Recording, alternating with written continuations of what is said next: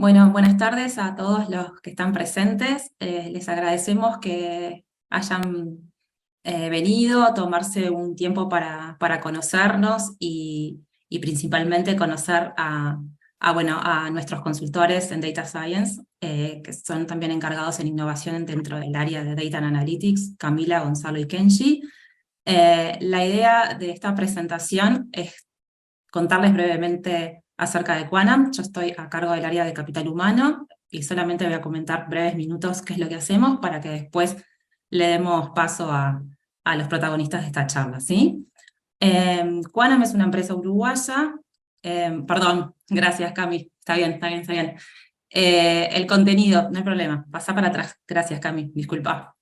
Este es el contenido de la charla del día de hoy. Como les comentaba recién, comentarles brevemente quiénes somos en Quanam y después los contenidos de la charla técnica con Enterprise Search, Help Desk Support, metodología y desafíos técnicos. Ahora sí. En Quanam, como les comentaba, somos una empresa uruguaya con más de 40 años en el mercado, es una empresa sólida y reconocida a nivel nacional. También tenemos presencia en otras oficinas que ahora les vamos a comentar. Tenemos más de 400 consultores en la compañía, más de 200 aquí en Uruguay, y trabajamos para más de 600 clientes en más de 25 países. Dentro de Quanam, como les comentaba, además de nuestras oficinas en Uruguay, también estamos en Brasil, en Chile, México, Estados Unidos y en España. Y allí en chiquito pueden ver todos los países para los que hemos estado y seguimos trabajando en proyectos a nivel internacional. Trabajamos con varias tecnologías, o sea, nuestra empresa es una consultora de servicios profesionales trabajando con la tecnología como herramienta principal y tenemos varias unidades de negocios. Data and Analytics es una de ellas y por eso vamos a enfocarnos en esta tecnología, pero también tenemos otras unidades que trabajan con desarrollo de software, con automatización, implantación de ERPs, con seguridad informática, infraestructura, de todo. O sea, tenemos varios servicios para poder incursionar dentro de la empresa. Y dentro de capital humano nosotros gestionamos, entre otras cosas, varios beneficios con los que ustedes seguramente ya estén familiarizados dentro del mercado de TI, pero de todas maneras les queremos comentar cuál es la propuesta de valor que nosotros tenemos. Nosotros, para todo lo que es gente que está estudiando, tanto carreras técnicas como otro tipo de carreras que no son necesariamente de TI, tenemos 12 días de licencia al año. Entonces, 12 días de licencia por estudio al año. Para nosotros es fundamental que las personas continúen creciendo en cuanto a lo que tiene que ver con capacitación. Entonces, nosotros jamás vamos a hacer un palo a la rueda para que las personas se sigan formando. Por eso, todo lo que tiene que ver con formación, siempre somos flexibles para que la persona continúe con sus estudios. Por eso la cantidad de días, no importa la modalidad que tengan de trabajo dentro de la organización. También somos flexibles con el tema del horario y también tenemos horarios part-time para estudiantes. La capacitación que tenemos es permanente. Cada persona que trabaja dentro de las unidades de negocio dentro de la organización se va ayornando con las diferentes herramientas con las que van a necesitar trabajar para los diferentes proyectos con los clientes, y como tienen la posibilidad de ir cambiando de proyectos, van aprendiendo nuevas tecnologías, lo que hace que también se trabaje en oportunidades de desarrollo para cada una de las personas que ingresan con nosotros. Sacando de lado el tema de la formación, también tenemos libre el día del cumpleaños, tenemos regalitos de todo tipo para diferentes ocasiones especiales y a veces no tan especiales, porque sí, hay regalitos todo el año, y tenemos convenios de diferente tipo con diferentes instituciones, pero especialmente en lo que tiene que ver con nivel de salud, convenios con gimnasios, una plataforma de gimnasios que se puede aprovechar, ustedes seguramente ya la conozcan por ahí, Pase Libre, y también tenemos convenio con seguro privado de salud. Además tenemos un programa especial de bienestar emocional donde hacemos cobertura económica para quienes tengan ganas de hacer consultas psicológicas, como para hacer una cosa más integral dentro de lo que tiene que ver con la parte de salud.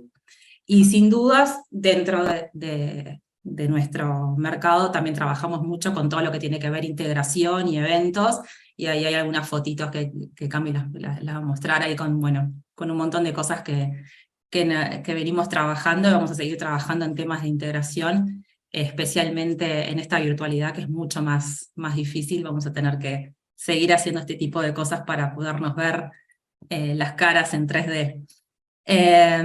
Cualquier consulta que tengan, porque esta exposición fue súper breve, se pueden comunicar conmigo a sumate@quanam.com. Bueno, por supuesto, para más información está nuestra web, y también les voy a dejar mi mail por si quieren más información acerca de nuestras oportunidades o acerca de más información acerca de nuestra propuesta de valor. Así que le doy paso a Camila entonces para que siga y para que arranque la charla técnica. Gracias. Vale, gracias, Vivi. Bueno, el primer caso, o sea, la idea de ahora, yo les voy a presentar 2 casos de los que trabajamos y potencialidades. Después González va a hablar un poco de metodología de los proyectos y cómo los encaramos. Y finalmente Kenji va a hablar, bueno, de la arquitectura y de cómo se arman estos proyectos y los desafíos técnicos que hay en el medio y que enfrentamos en un proyecto así. El primero es Enterprise Search, que en realidad vendría a ser justamente tratar en base a documentos de texto que tenga la empresa, entonces desarrollar un buscador de datos de valor en base a la propia información de texto de la empresa. Los primeros pasos, obviamente, que hay que hacer siempre son los de, bueno, recopilar e incluso digitalizar alguna cosa, porque nos ha pasado trabajar con PDF que terminan no siendo PDF, sino fotos, obviamente, y bueno, ver cómo pasar esa información a bases de datos y a cosas valiosas para después realizar algo de Machine Learning arriba. Y dentro de eso tenemos como varias cosas que hemos trabajado como bloquecitos que se pueden integrar o a la misma solución, o bueno, esto, somos consultores, entonces lo intentamos integrar a lo que el cliente justamente quiera de esta parte. Ahí se puede, lo primero, lo más básico es, bueno, detectar qué entidades y relaciones entre ellos hay para ver cómo se relacionan los documentos y bueno, qué está nombrando, qué se puede generar. Después está la parte de la segmentación de la información, entonces, bueno, poder desarrollar tanto, detectar capítulos, agrupar documentos enteros sobre temáticas, eh, agrupar documentos, pero que no tengan que ver, bueno, tanto con los temas, sino con justamente estas entidades y relaciones que tengan. Todo eso se puede realizar. Después, bueno, un resumen automático de documentos para, si después esto lo querés pasar a un catálogo de datos, obviamente lo primero que se espera es justamente que tenga un resumen para ver, bueno, en dónde estamos parados. Y finalmente el tema de la jerarquización, de, bueno, dentro de si podemos encontrar algún tipo de estructura de capítulos, subcapítulos, entidades más importantes que otras, cómo se relacionan, etc. Esto, por ejemplo, hicimos una prueba sobre los documentos de la LUC, los artículos de la LUC, y entonces en realidad lo que hicimos fue segmentarlo por los capítulos ya estaban marcados porque eran documentos legales. Entonces, por este lado, la parte justamente de jerarquización nos venía bastante dada, más allá de detectar, bueno, dónde estaba cada chunk de artículo, subsección y etcétera. Y en realidad ahí se buscaba segmentar de distintas maneras. Y después también, algo por ejemplo que mostramos era esto de tener, una vez que tenés las cosas jerarquizadas, poder visualizarlo en un grafo ayuda mucho a poder explorar y este trabajo de entender un poco más qué hay adentro de los documentos, qué entidades y relaciones hay dentro de ellos, está dependiendo obviamente bueno, lo que finalmente se busque, pero en el caso de la LUC podía llegar a partir de una entidad que nombraban, un ministerio, lo que sea, ver, bueno, dentro de ese ministerio, qué artículos lo tocaban, de qué temáticas trataban y todo eso, por ejemplo. El segundo caso de uso va a ser, bueno, un caso más, un poco más de ayuda al negocio, entonces de help desk support, que lo que hacemos en realidad es, bueno, ahí tenemos dos pasos grandes dentro de esto, que es la derivación automática Entonces alguien llega a una mesa de ayuda y decirle, bueno, su consulta hacia quién va, o sea, hacia quién va dirigido, que muchas veces tenemos como un primer paso en las organizaciones, que es llegar a una mesa de ayuda grande y en donde te tienen que redirigir a la persona que efectivamente sabe acerca de lo que estás hablando y tiene que ver un poco con, bueno, detectar la temática, detectar también qué información tiene o qué pasos tendría que seguir o cómo se corresponde con los procedimientos del negocio. Y la segunda parte, un poco más interesante, es justamente llegar a producir una respuesta automática a la consulta, que eso les va a estar hablando un poco más Gonza, así que se lo dejo. La derivación automática, por ejemplo, un caso que tuvimos que trabajar fue dentro de un ente en el que llegaban las consultas justamente a la división de informática, y dentro de eso teníamos que detectar a la secretaría, o sea, el área de secretaría tenía una casilla de mail donde llegaba, y en realidad en base a eso teníamos que decir a qué subsección, o sea, dentro de 3 áreas que había, a qué subsección correspondía la consulta. Esto en sí era un problema de clasificación, pero la idea es un poco comentar acerca de los desafíos técnicos, porque la realidad es que cuando llegamos no se tenían procedimientos claros, o sea, bueno, había consultas que sí te podían decir qué subsección justamente las tenía que recibir, pero había otras consultas que obviamente a veces, si vos veías los análisis de las secuencias de cómo habían pasado, o sea, los logs de cómo habían circulado, en sí no se tenía muy claro, a veces rebotaban, a veces efectivamente necesitaban que dos subsecciones respondan la misma consulta, una después de otra, y había veces que simplemente era incorrecta y demoraba más en volver y volver a ir a otro lado. Entonces, por ese lado hubo como bastantes... ahora a las 2 y a las 3. Bastantes cosas interesantes de, bueno, cómo detectar hacia dónde tiene que ir cuando no tenés la información exactamente etiquetada, ¿no? Entonces, bueno, estas fueron algunas de las dificultades, fueron esas. Primero, la etiqueta de los datos. Nos habían pasado unas secciones en las que tenían que ir ciertas consultas, pero después cuando fuimos a ver en la práctica qué pasaba, nos pasaba que estadísticamente, por ejemplo, nos dábamos cuenta que había un cierto tipo de consultas que iba mayoritariamente a otra sección. Y ahí también, por ejemplo, teniendo logs de las consultas, en realidad, cómo detectar cuando una consulta quedó resuelta. O sea, cuando efectivamente llegó a la sección que tenía que llegar y no a otra. Entonces, por ese lado, como no había una marca clara, más allá de que, por ejemplo, dejara de existir la consulta, entonces tuvimos que ver como, bueno, cómo podíamos llegar a resolver eso. Terminamos haciendo un enfoque, esto de mapear un poco el tema de, bueno, a dónde llegaban la mayoría de las consultas de tal tipo, o sea, si podíamos resolver con el tema, o sea, porque vos tenés un asunto de consulta y, bueno, un cuerpo. Entonces, sí, con el asunto podíamos llegar a resolver esto de, bueno, a dónde llegaban mayoritariamente. Y después, la otra parte fue un intento, por ejemplo, de análisis de secuencias también, de cómo se movían, a ver si había distintos flujos que pudiéramos detectar. Por ese lado, en realidad terminamos no detectando nada, porque era como que empezaban a saltar mucho y no había secuencias claras en las que nos pudiéramos basar para etiquetar. Y bueno, en realidad fue así terminamos consultando un poco en base a lo que nos habían dado los primeros datos y dándonos cuenta de que efectivamente había algunas consultas que iban a ciertas áreas y las resolvían de una manera, o sea, ponían resuelto de una manera, y otras áreas que ponían resuelto de otra. Y eso fue más bien siguiendo como el mapeo de los datos, que pudimos darnos cuenta para atrás de que las etiquetas no estaban correctamente dadas desde el primer momento, y bueno, y ahí poder hacer una estrategia de semi-etiquetado medio automático en base a frecuencias que nos permitió resolver después el problema.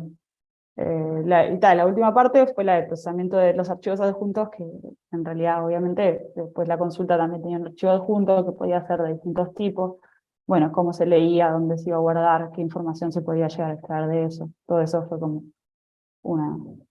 una dificultad. Bueno, Camila detalló todo lo que es esa primera parte, ¿no? De tenemos un caso y queremos derivarlo al lugar correcto. Ahora, también hay otra, y que ahora además en este periodo actual, ¿no? Con todo lo que ha surgido de ChatGPT y todos estos grandes modelos de lenguaje, es una que hace mucho ruido, que es cómo generamos, ¿no? Y utilizamos inteligencia artificial para lograr dar una respuesta automática, muchas veces a respuestas, a preguntas que ya conocemos la respuesta, ¿no? Hay, en muchos casos, nos van a llegar preguntas que no van a ser, que van a requerir que nos fijemos en una base de datos, que hagamos otros análisis para poder dar una respuesta en muchos de estos casos, ya sea en helpdesk o en todo lo que es ayuda técnica, por ejemplo, cuando se hacen en casillas de consulta y demás. Hay otros en los que no. Entonces, lo que queremos, la idea es poder generar esa respuesta. Pero ¿qué es lo que ocurre? Hay algo importante para saber cuando uno trabaja con la industria, y es que todo lo que nosotros estamos haciendo cuesta plata. Entonces, cada vez que nosotros vamos a gastar tiempo en el desarrollo de todos estos modelos, a nosotros vamos a estarle o costando plata a nuestro cliente, o es un costo que nosotros estamos teniendo que cargar y que después se va a ver reflejado, ya sea en menos proyectos, porque los proyectos terminan siendo caros, o menos posibilidad, digamos, de vender estos productos, porque terminan de la misma manera también, siendo caros, ya sea para el cliente o para nosotros desarrollarlos. Entonces, algo importante de hacer es un estudio de viabilidad, de entender cuál es la real posibilidad de generar esta respuesta, dado el mundo de datos del que disponemos. Lo primero que va a pesar es los resultados de las etapas anteriores. En este caso, por ejemplo, la capacidad de la derivación del caso. Si nosotros tenemos claramente una forma de identificar, dado un texto hacia quién tiene que resolverlo, eso nos indica que tenemos un cierto entendimiento, una cierta clasificación de cuál es el tipo de problema. Entonces, si se logran buenos desempeños ahí, ya tenemos una buena excusa, por lo menos, para continuar estudiando la viabilidad de generar una respuesta. Pero eso no es todo, ¿no? Lógicamente, entonces, ya sea, si no nos da, podemos continuar, profundizar un poco más en este estudio de viabilidad, y si nos da positivo, aún así tenemos que avanzar más pasos, porque no es suficiente eso. Entonces, esa es una de las cosas que es importante en este estudio de viabilidad. También la idea de la mejora continua. Nosotros, algo que es importante entender es que a medida que estos modelos se empiezan a utilizar, uno puede marcar, por ejemplo, con una cierta precisión qué tan buena es la respuesta, y entonces a partir de esos datos ir mejorando. Ya sea en el paso anterior, todo lo que es la derivación, si empezamos a derivar mal algunos casos, se pueden marcar esos para que reentrenemos el modelo, pero de la misma manera, cuando hacemos respuesta generada automáticamente, si la respuesta no es satisfactoria, la persona que la puede estar utilizando tiene que tener la posibilidad de marcar que esa respuesta no es correcta, y así poder ir a esta respuesta automática. Entonces, ¿qué otras herramientas podemos utilizar para entender si vamos a poder generar esa respuesta automática fuera de si lo derivamos bien? Bueno, una alternativa es utilizar clusterización y modelos no supervisados. Cuando nosotros estamos haciendo esta derivación de casos para determinadas áreas, estamos trabajando con un caso supervisado, donde de alguna manera, o semisupervisado por lo menos, donde de alguna manera tenemos ya predefinido a qué área van nuestros casos de entrenamiento. Este es una alternativa donde nosotros simplemente vamos a utilizar modelos de procesamiento de lenguaje natural para agrupar de manera automática las preguntas que nos llegan, ya sean los casos, por ejemplo, dentro del área de informática, no a solucionar, o consultas que están llegando a una mesa de soporte de la empresa. ¿No? Ese tipo de cosas las vamos a agrupar, y si nosotros ya tenemos la respuesta que se dio en su momento a la pregunta, muchas veces se tiene porque estamos trabajando con mails, también hacemos ese mismo proceso de agrupación sobre las respuestas. Y ahí, en estos dos grupos, vamos a poder analizar cómo de cada uno de estos grupos generados automáticamente se vinculan unos con otros. Por ejemplo, en este ejemplo tenemos este clúster Q, que va directamente y se asocia al 100% con el clúster A del otro lado, ¿no? Clúster Q de question, clúster A, de answer, a la izquierda. Entonces, De estar arriba a la izquierda. sí, el de arriba a la izquierda, ¿no? El primero se está asociando al 100%. Después tenemos algunos que tienen asociaciones muy fuertes, y acá tenemos el grupo 5, el tercero, ¿no? El que está en celeste, que vemos que se divide en dos. Algunos vienen para el azul y otros van para el naranja de abajo. Entonces, a partir de los pares de clusters, nosotros podemos empezar a entender cómo se vinculan preguntas y respuestas. Y en este caso, no, aunque en algunos casos se mezclan, podemos ver que hay fuertes asociaciones igual entre preguntas y respuestas. Entonces, algo que podemos empezar a ver es, acá tenemos una tendencia a este relacionamiento. Lo que, nuevamente, no da un 100% de garantías de que es viable generar estas respuestas, pero nos da muy buenos indicios de que debemos continuar estudiando esto para entenderlo. ¿Y cuál es el siguiente nivel? Bueno, hacer un análisis de similaridad. Cuando tenemos este análisis de similaridad mucho más profundo, digamos, ya hacemos este modelo, y acá, evidentemente, cuando digo este modelo, vamos a probar con distintos modelos de procesamiento de lenguaje natural, para llegar a aquellos modelos que logren agruparnos por similaridad las preguntas. Después agrupamos por similaridad las respuestas, y lo que queremos ver es que preguntas similares tengan respuestas similares. Entonces, si la gráfica es creciente, como en este caso, significa que a más similares las preguntas, más similares las respuestas.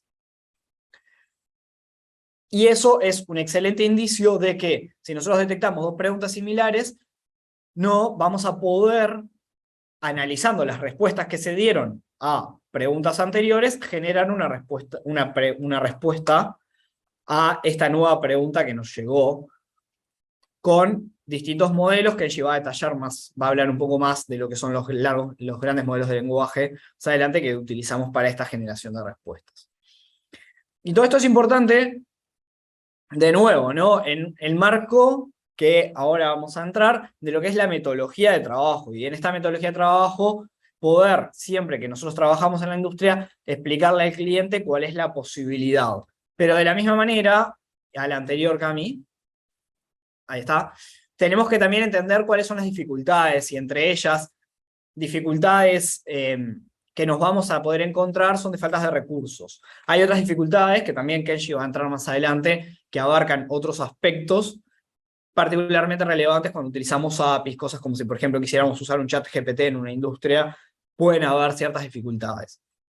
Entonces, otras cosas que tenemos que tomar en cuenta es dificultades de memoria o de tiempo de procesamiento, ¿no? Siempre que hablamos de inteligencia artificial, si tenemos muchos datos, vamos a requerir máquinas medianamente potentes para dar respuestas rápidas. Si no, lo que vamos a empezar a tener problemas es de velocidad de respuesta. Que eso es algo que nos encontramos regularmente, y a partir de lo cual solemos tener que ingeniar y desarrollar alternativas que nos permitan, utilizando las máquinas que tiene nuestro cliente, generar un modelo que desarrolle, ¿no? Es algo que es importante tomar en cuenta en todo este desarrollo. Si nosotros pensamos que vamos a disponer de un clúster enorme, no es en general la realidad. Ahora sí, a metodología. Entonces, ¿cuál es la metodología que nosotros utilizamos? Esta es una metodología propia, desarrollada por nosotros, que, a ver, está basada en metodologías conocidas, o sea que no van a encontrar nada del otro mundo, para el desarrollo de este tipo de trabajos y procesos. Primero que nada, siempre vamos a pasar por todo lo que es un entendimiento del negocio. Eso implica que nosotros en cada caso, en cada cliente, nos vamos a juntar con el cliente, vamos a tener en general múltiples reuniones donde entendemos cuál es el problema que están teniendo y cómo lo vamos a poder solucionar, ¿no? Esto a un nivel bastante alto nivel, en lenguaje de negocio de las personas. Si estamos hablando, no es lo mismo si estamos hablando con un banco que si estamos hablando con una telefónica, por ejemplo, o cualquier otro tipo de empresa, estamos hablando retailing, siempre va acá a variar, y es importante entender cuál es el problema que queremos atacar en ese mundo de negocio. Y a partir de que nosotros entendemos eso, vamos a darle un enfoque analítico. Bueno, está bien, tenemos este problema de negocio, tenemos que traducirlo a lo que nosotros vamos a poder resolver. Y eso, a partir de ahí, de que entendemos eso, empezamos la recolección de los datos que tienen las personas. Por ejemplo, en todos estos casos que mencionábamos antes, mails o tickets, lo que fuere que nosotros vamos a estar trabajando. Tenemos que recolectarlos, ver qué es lo que tenemos preguntas, respuestas, las cadenas de mail son siempre una pregunta, una respuesta, o a veces hay varias consultas encadenadas en un mismo mail. Cuando tenemos tickets, ¿cómo se resuelve el ticket? El ticket puede tener más de un paso, en lo que comentaba Camila, por ejemplo. A veces simplemente un área agarra el ticket, soluciona el problema y listo. A veces el ticket pasa por un área, esa soluciona una primera parte, tiene que derivarla a otra área, que va a solucionar otra partecita, lo deriva a otra área. Y eso lo vamos a ir viendo en la recolección de datos, lo que nos va a llevar para atrás, nuevamente, a entender cuál es el enfoque analítico sobre aquella problemática que veíamos de negocio. Entonces, a veces empezamos a ver los datos y nos damos cuenta que o nos faltan cosas, entonces tenemos que volver a pedir a los funcionales que van a estar trabajando con nosotros, les vamos a tener que pedir más datos o entender cómo se expresan esos datos y el problema y este enfoque analítico que habíamos dado en los datos. Toda esa recolección, ¿no? Vamos a bajar un entendimiento. Bueno, tenemos todos los datos, vimos qué es lo que tienen, vamos a entenderlos, qué datos hay, qué nos dicen, qué mensajes hay. Y ahí en general, y muchas veces lo que nos va a pasar es que nuevamente vamos a encontrar lenguaje de negocio y vamos a tener que volver a esta parte de entendimiento de negocio, ¿no? Entonces, muchas veces en tratar de entender esos datos tenemos que volver a hablar con los profesionales, volver a entender el negocio, reformular el enfoque analítico, volver a recolectar datos y, a ver, a veces esto se salta, es algo muy rápido, a veces es un mail que soluciona una de estas etapas, mandás un mail con una consulta, te lo responden, pero implicó esa interacción con el cliente que es siempre relevante. Después de que tenemos ese entendimiento de los datos, viene la preparación. Bueno, entendimos los datos, vamos a prepararlos de forma tal que los podamos pasar a un modelo. Eso implica, por ejemplo, cuando estamos trabajando con procesamiento de lenguaje natural, sacar lo que son las stop words, o palabras que no tienen valor en lo que es el contenido semántico. Empezar a eliminar palabras, corregir, por ejemplo, faltas de ortografía, mayúsculas, signos de puntuación, todo ese tipo de cosas, es algo que nosotros vamos a tener que trabajar específicamente en procesamiento de lenguaje natural, pero, a ver, en todo problema de Machine Learning siempre tenemos que ir ajustando los datos a lo que los modelos nos permiten procesar. Y después de que tenemos esos datos preparados, pasamos a todo lo que es el modelado y la evaluación. ¿Qué es lo que eso significa? Bueno, vamos a hacer nuestro modelo de Machine Learning y con lo que habíamos definido vamos a evaluar si está dando las respuestas que nosotros queremos que den. Eso puede ser, por ejemplo, en el caso de derivación de tickets, directamente está llegando de los casos que tenemos etiquetados, ¿no? Nos reservamos un conjunto de pruebas, están llegando donde tienen que llegar o nuestro modelo los está mandando para cualquier otro lado. Supera la barrera que nosotros queremos, ya sea, no sé, 80% de los casos etiquetados correctamente, 90%. Eso también es algo que tenemos que haber hablado con el negocio para entenderlo. En general, de primera no pasa nunca, tenemos que volver a mirar los datos, a veces nos implica volver a hablar con la gente de negocio, volver a conseguir nuevos datos, volver a toda esta parte del enfoque analítico, etc. ¿Hasta qué? Hasta que llegamos a un punto de satisfacción. Cuando llegamos al punto de satisfacción, bueno, ese modelo es hora de que empiece a servir para algo.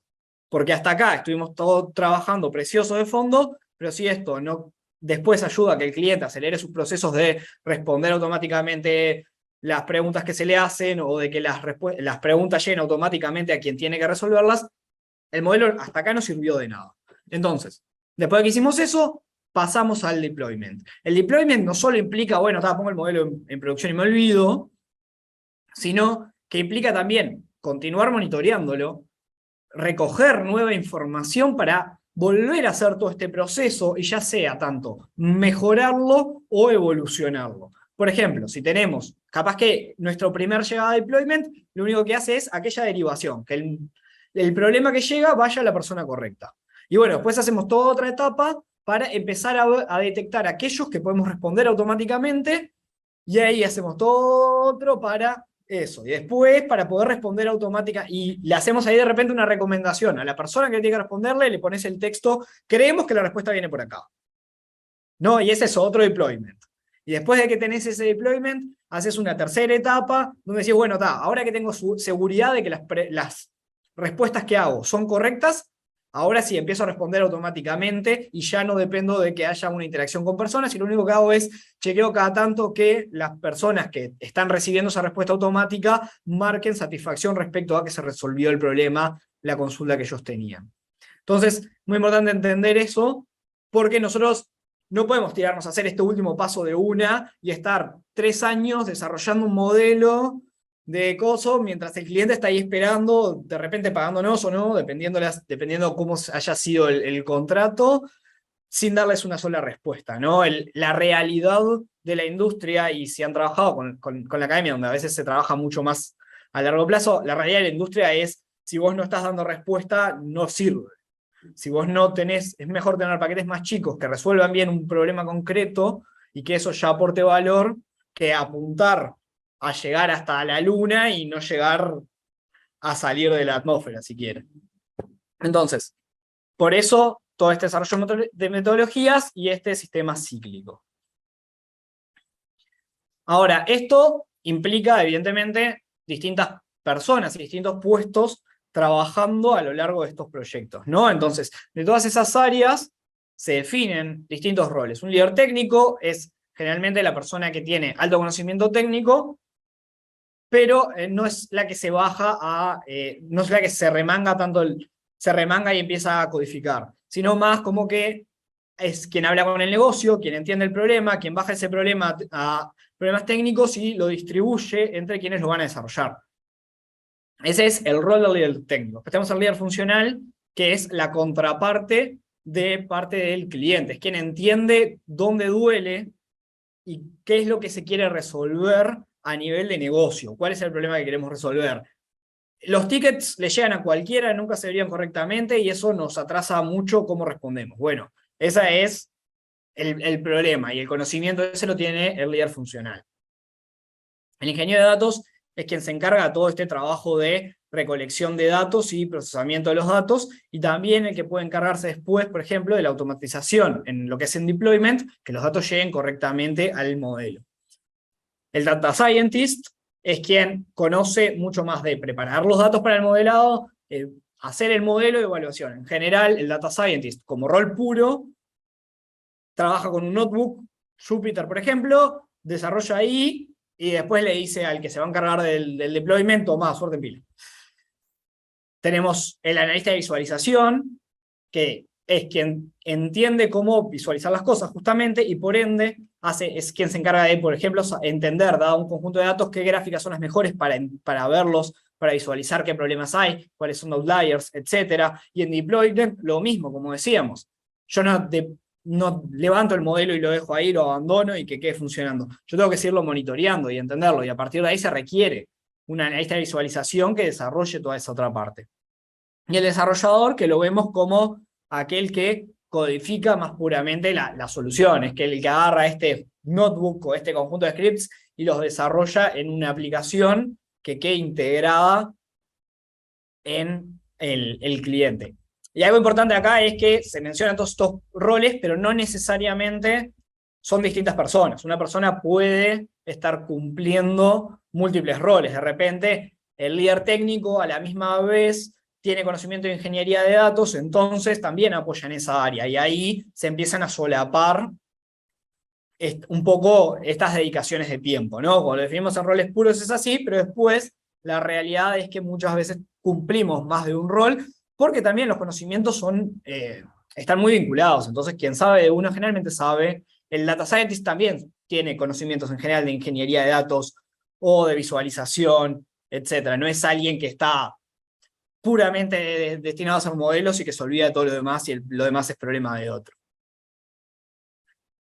Y bueno, por último nomás, una idea, por ejemplo, de un plan de trabajo, ¿no? Una estimación de ejecución. Entonces, tenemos una planificación que más o menos se puede hacer en una semana, donde ahí se requiere una alta interacción con lo que es el cliente, donde vamos a tener varias reuniones, vamos a definir todo esto, cómo vamos a planificar el trabajo más adelante, después, ¿no? ¿Qué fases va a tener? Después tenemos, bueno, todo lo que es la ejecución. Acá le pusimos el primer MVP, ¿no? por las dudas, el mínimo producto viable. Entonces, ¿qué tenemos? Bueno, una ingesta, un filtrado y transformación de datos que nos agrupa todo eso. Recolecto los datos, filtro los datos que voy a estar utilizando y los que no me sirven, los transformo ya de una manera correcta. Se ponen 3 semanas porque acá, como decíamos, no, uno puede, cuando está haciendo todo ese trabajo con los datos, tiene que volver muchas veces a consultar. Después tenemos ya análisis más directo de lo que nos dan los datos. Entonces tenemos análisis descriptivo, por ejemplo, de flujo de consultas. ¿Qué tan seguido vienen las consultas? Esto que yo mencionaba, una misma consulta tiene varios idas y vueltas, o cada consulta es una ida y vuelta y nada más. Entonces ahí, por ejemplo, hay una estimación de 2 semanas, después tenemos un análisis descriptivo de las consultas con un procesamiento de lenguaje de natural bien básico, capaz que hacemos un Bag of Words, vemos cuáles son las preguntas más frecuentes, cuáles son las que pesan más, cuáles son las que pesan menos, qué palabras tenemos que filtrar. A veces tenemos fechas, por ejemplo, que vienen en texto y que no nos sirven de nada, porque la idea es que sea lo más independiente a eso posible, etc. No, y acá, a ver, de nuevo, aparecen 2 semanas, pero esto puede ser una única semana, un único par de semanas donde se hacen ambos trabajos en paralelo, ¿no? Después tenemos ya análisis más avanzado de procesamiento de lenguaje natural, de todo lo que es segmentación, similaridad de las consultas, todo aquello que analizábamos como la viabilidad. Y se fijan, hay una columna de riesgos, ¿no? Evidentemente hay un riesgo cuando hablamos de la ingesta, de filtrado, de transformación de datos, de que esto se puede extender más si no tenemos el acceso disponible de los datos, si los datos no vienen en los formatos correctos. Es imposible tomar todo eso en consideración de antemano. Entonces lo que hacemos es decimos, bueno, hay un riesgo de que estos plazos no se puedan cumplir si nos enfrentamos a este tipo de problemas, para ya estar anticipados a eso. Y acá nuevamente, cuando empezamos a trabajar con cosas más dadas a procesamiento de lenguaje natural, encontramos otro riesgo muy atado a esa viabilidad. Capaz que la viabilidad nos da de, hoy por hoy no es viable del todo hacer esto y hay que encontrar una ruta alternativa de cómo avanzar. Después, ya las últimas partes, es, digamos, la parte en cierto aspecto más sencilla, pero también la más difícil, más sencilla en una planificación, más difícil a nivel técnico, que es, bueno, llegué hasta acá con el procesamiento de lenguaje natural, pero ahora tengo que, bueno, hacerlo bien avanzado para poder clasificar, para poder generar hacer este modelo generativo que me dé las respuestas, no sé qué. Todo eso tiene, todo ese trabajo es no menor, pero no tiene tanto riesgo, porque la idea es que el riesgo que iría en este paso lo mitigamos en el paso anterior. Nosotros estudiamos que fuera posible hacer esto, ahora es cuestión de hacerlo. Y finalmente, todo lo que es el desarrollo, ¿no? En este caso, por ejemplo, de un sistema de respuesta automático, donde evidentemente tenemos otro riesgo, y el riesgo es, bueno, nosotros desarrollamos el sistema, pero este sistema hay que ponerlo en producción, hay que engancharlo con todo el resto del trabajo. Entonces, bueno, ese enganche con el sistema ya del cliente y demás, también tiene sus riesgos, y es importante tomarlos en cuenta y marcarlos ya de antemano para que si pasa, sea algo que estaba en el plan, por lo menos. Y eso en todo lo que es la ejecución y metodologías. Y ahora los dejo con Kenji, que va a finalizar con algunos desafíos técnicos y algunas otras cosas de lo que es la arquitectura de todas estas soluciones y los modelos de lenguaje. Bueno, bien. Entonces, Camila hoy habló de 2 casos de uso. Uno de ellos era el Enterprise Search. En nuestro caso vamos a ver un diagrama de Question and Answering, de preguntas y respuestas también que comentó Gonzalo. Y después, en una slide más abajo, vamos a ver un poco los riesgos, no sé si riesgos, pero consideraciones que hay que tener a la hora de ver esto que decía Gonza, de la viabilidad, del alcance, de la iteración en lo que es la metodología, etc. Primero que nada, entonces, un pequeño esquema alto nivel en lo que sería la arquitectura que queríamos manejar o que mostrarles a ustedes hoy. Del lado izquierdo sería una especie como de aplicación, ¿no? Donde podría ser a nivel interno o como ustedes conocen ya en una web disponible para todo público, donde uno ingresa una pregunta y la aplicación va a buscar a una base de datos interna la información relevante para dar una respuesta a esa pregunta. En este caso podría ser, Camila también mencionó, podría ser algo más ChatGPT, que entiendo que todos más o menos ya lo conocen, pero vamos a ir con la arquitectura de Question and Answering para hacerlo un poquito más sencillo. Ahí comentábamos recién que tendremos que entonces armar nuestra base de conocimiento, nuestra fuente, digamos, de información para alimentar este sistema. Y como comentaba Gonzalo hoy, podemos tenemos que relevar las fuentes donde vamos a alimentar esta base de datos. Estas fuentes pueden ser de distinto tipo, puede ser, por ejemplo, una página web, entonces tenemos que ver cómo extraemos la información de ahí, si tenemos que hacer web scraping, si podemos acceder al contenido a nivel de una intranet, si la página bueno, es estática, cuánto es la frecuencia con que cambia, etcétera. Podría ser PDF, como dijo Cami hoy también, tendríamos entonces convertirlo a texto, ahora vamos a ver ese procedimiento. O bueno, podría ser que también están empezando a aparecer aplicaciones en la parte de audio o un video, entonces el video le extraemos el audio lo convertimos a texto, y ese texto es el que va a alimentar nuestra base de datos. Después que tenemos esas fuentes identificadas, eso supongo que ahí sigamos a lo de con el líder funcional, obviamente la contraparte de negocio, que es la que va a estar dándonos toda esa información, generalmente a través de considerar usuario del líder funcional o la persona que ellos asignen para hacer la contraparte. Vamos a cargar, vamos a extraer la información, que va a ser texto, y esos textos, para almacenar, lo que vamos a hacer, la vamos a convertir en chunks, lo que se llama pedazos, digamos, por ejemplo, un párrafo o algo así, pero en realidad no termina siendo un párrafo, se puede delimitar a cuánto queremos que sea. Básicamente eso lo vamos a convertir en vectores, son números, vectores son números matemáticos, y eso es lo que vamos a guardar en una especie de base de datos de vectores, y esto va a conformar la arquitectura para crear esa base de conocimiento. Como le decíamos hoy, del líder funcional o la contraparte de negocio va a salir, la información que ustedes tendrán que preguntar es, bueno, los PDF, ¿cuáles son? ¿Dónde están? ¿Es intranet, base de datos, como decía Gonzalo? ¿Cuánto ocupa? ¿No? Hay que hacer un relevamiento, digamos, de toda esta información que vamos a estar generando o almacenando, digamos, en esta base de datos de conocimiento. Después, ya viene un poco más capaz de la arquitectura, no sé si alguno ya está familiarizado con esto, tenemos un front donde va a estar la aplicación, por ejemplo, puede ser, si es interno, una página web interna donde ya se haga un control de usuario, etcétera, un histórico puede ser una burbuja, como estamos acostumbrados en algún lado, puede ser a un search, pero que por atrás ejecute este tipo de cosas en la web, estamos hablando, ¿no? Entonces, nuestra pregunta, vamos a hacer más o menos los mismos pasos que hicimos para crear la base de datos, la base de conocimientos. Vamos a agarrar la pregunta, la vamos a transformar en vectores, entonces tenemos la pregunta en vectores y tenemos nuestra base de datos con pedazos de documentos en vectores. Ahí se busca los chunks de documentos que son similares, por decirlo de esta manera, a nuestra pregunta, y ahí, como estamos marcados en el dibujo a la derecha, obtenemos estos recuadritos rosa, los chunks de distintos documentos, que es lo que va a nutrir después la parte de abajo para generar finalmente la respuesta final. Ahí tenemos casi todo armado, entonces lo que termina pasando es que vamos a tener los chunks, como están en la imagen, la pregunta original del usuario, y después viene lo que sería, capaz que ustedes ya lo conocen, lo que sería el prompt template, o sea, ¿qué prompt le vamos a pasar al modelo del lenguaje natural? Acá no le pusimos, al LLM no le pusimos nombre, ahora vamos a ver algunas cosas, para que genere la respuesta final para el usuario. Básicamente, el prompt template puede ser, por ejemplo,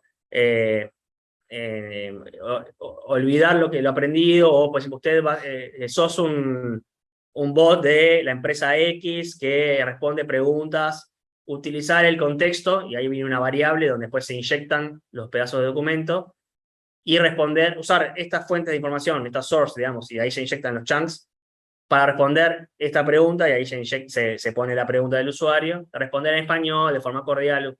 Si ustedes están un poco al día con todo lo que está saliendo, más o menos entienden por dónde viene. Pero básicamente se le hace un esquema de cómo quiere que el lenguaje, el LLM, responda. Hay unas preguntas ahí, ahora lo respondemos, vamos a ver, justo tenemos un slide para eso después. Con todo eso se arma el paquete que se pasa al LLM, y es el LLM ese que genera finalmente la respuesta que pasa a través del front y ahí al usuario final. Decimos el ciclo. Este ya es la arquitectura, digamos, como decía hoy Gonza, en deploy. Qué trancado, con esto. Ahora, bien, ahí preguntaban un poco de los costos, no tenemos costos redondos, pero sí algunas consideraciones, como decía Gonzalo y Cami, de relevar todo esto con la empresa o el cliente que estamos trabajando. Primero, entiendo que son de la parte de ingeniería, lo mismo de siempre, hoy por hoy, cloud o on-premise. ¿Está? Eso viene atado a distintas cosas que ustedes están viendo en pantalla, que puede ser, por ejemplo, la parte de privacidad de datos. Si ustedes trabajan en un lugar donde o van a hacer un desarrollo de este estilo, donde capaz que usa información sensible que no puede salir de lo que sería local, o sea, la interna de la organización, solamente tengan que ir con algo on-premise o algo cloud que ustedes les asegure, si ya capaz que tienen todo en cloud, pero tienen digamos, términos y condiciones de donde la privacidad se mantiene, podrían ir a algo cloud. ¿Está? Pero seguramente la parte de cloud on-premise viene atado con la parte de privacidad de datos y cómo ustedes quieren hacer el deploy. Después, de la licencia también queríamos mencionarlo, porque todos los días están saliendo estos LLM de todo tipo y color. Hay algunos que son free, otros que son free commercial, hay otros que son free en algunas zonas grises porque utilizan unos pesos filtrados. Van saliendo día a día distintas cosas, entonces hay que estar atento a cuál va a ser, y obviamente después la parte de performance, que lo puse ahí justamente atado, porque capaz que es free, pero bueno, no performa tan bien como un ChatGPT, o puede pasar también, y ahí estamos hablando un poco de la parte de disponibilidad, no lo podemos instalar en una máquina porque consume recursos, como decíamos hoy, recursos que no son accesibles para nosotros, tenemos que comprar una workstation o ponerle un hardware que nosotros no lo podemos hacer, entonces vamos ya con algún modelo donde sí corren en una máquina que capaz que podríamos costear, pero ya no performa tan bien como lo que estamos acostumbrados.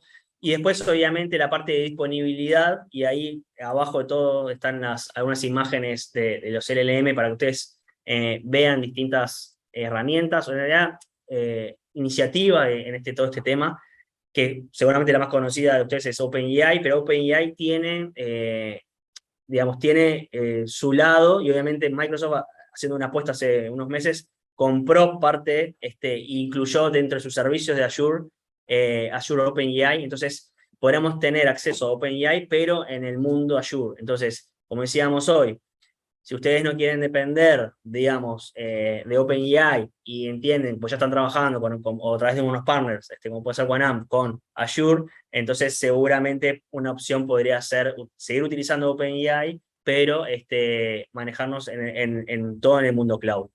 Hace muy poco, hace unos días recién, no me acuerdo bien la fecha, pero hace unos días, OpenAI sacó específicamente una actualización de su página web donde dice que no usan los datos para reentrenar, dando un poco de calma a algunas cosas que estaban en zonas grises respecto a la privacidad de los datos, aunque te dice que los almacena por 30 días para, para ver por las dudas si pasa algo. Pero bueno, esto es un poco del mundo que estamos viviendo y las consideraciones que hay que tener cuando vamos proyectando un MVP en esta línea, ¿no? Abajo, simplemente para que conozcan, está Dolly, que es con una oveja naranja, es una iniciativa de Databricks, Free Commercial, está Stable LM, está For Alpaca, hay uno que es Open, que se llama Open Assistant, hay distintas sabores, digamos, de estos LLM para ustedes instalar. Si quieren vamos un poco para atrás. Básicamente, en la cajita donde dice LLM, ustedes van a poner el modelo con todas estas consideraciones. A veces uno tiene que ver todo el marco del proyecto para decidir ese LLM y después ponerlo acá.